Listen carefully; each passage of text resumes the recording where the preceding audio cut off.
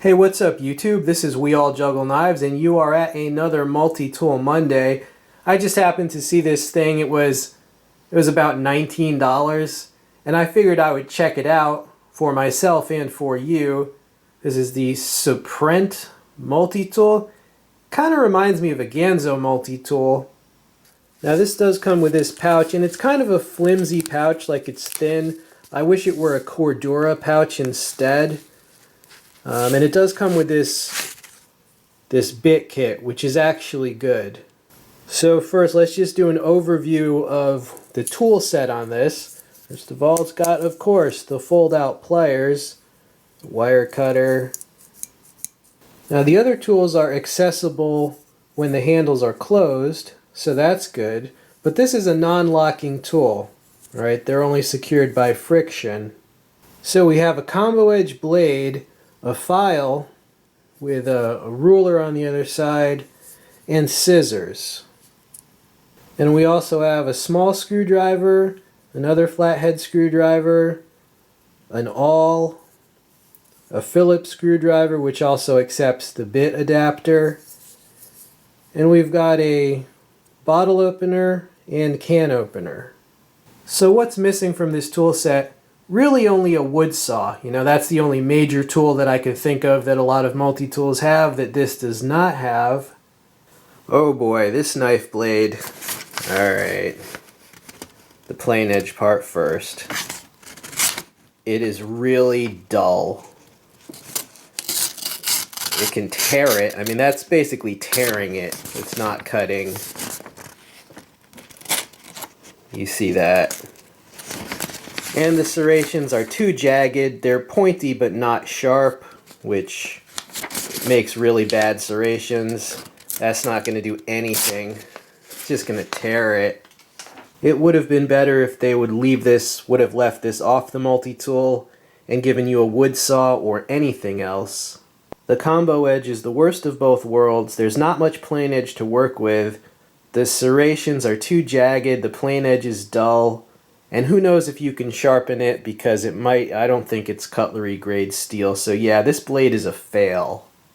On the other hand, the scissors on this work really well. The scissors will even cut through fairly thick, nasty cardboard. Right, if given enough chance, it's actually cut through that cardboard. So the scissors are kind of the high point of this multi-tool. In fact, if this didn't have scissors, I wouldn't even consider it for this price without those. Now, another thing I don't really like about this, the tools are difficult to get out, especially on this side. Like this, you can't pull that Phillips out. In order to get at the scissors and everything else, you pretty much have to pull out the reamer. And then you have a little space to work with, right? And then to get the scissors out, there's a tiny little notch. You really have to dig in there to get the scissors out, you know. And yeah, the Phillips, it won't open unless this is open. So yeah, that's not ideal. Also, the tip of the awl and the tip of the can opener, they seem a little bit blunt to me. You might have to do a little work on those to make them function better. Now the the texture is only on one side, and what do you want to bet whether this is heat treated or not, or heat treated well?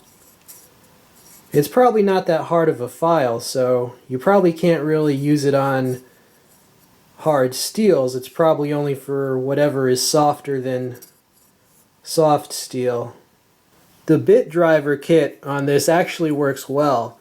The adapter seems to basically go onto the Phillips a little bit deeper than most. It's like not as wobbly as on many multi-tools. This bit driver would be pretty useful.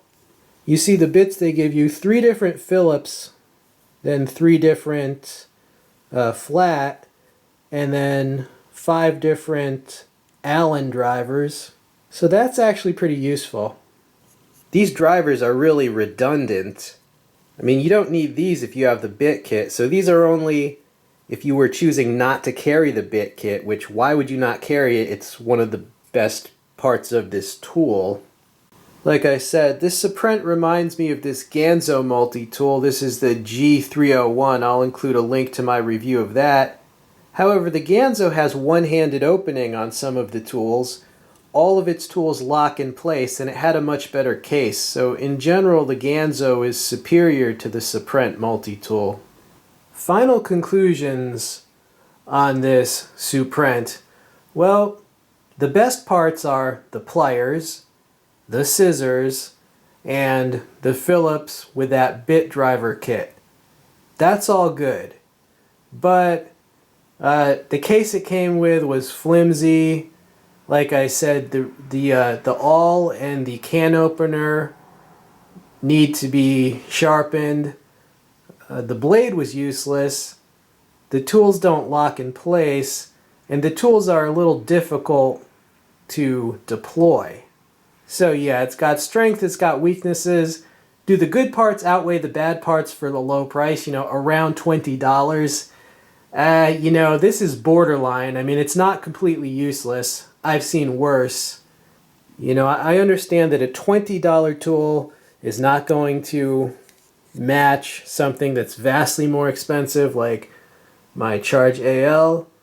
The question is more, is it worth it for the price, or should you save up for something else? In general, you should probably save up for something better, like a Leatherman rebar.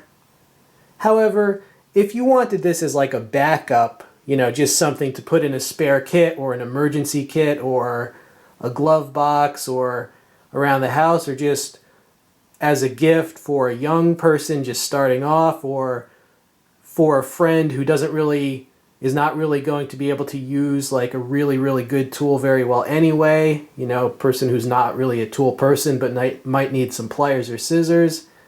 Yeah, so it's kind of a second string or second tier. It's more of a backup, or it's more of a make do, you don't want to spend a lot of money. That's really where this fits in. But in general, I would try to save up for something better.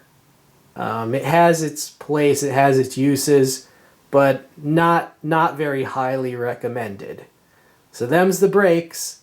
I will include a link if you do want to pick one up just for a backup, or for a gift for a younger person or something. I'll also include the links to the better multi-tools, of course, and you can just browse at your leisure. Please try to use those. They do help the channel immensely. Alright, so this has been another Multi-Tool Monday. This has been We All Juggle Knives. I'm out.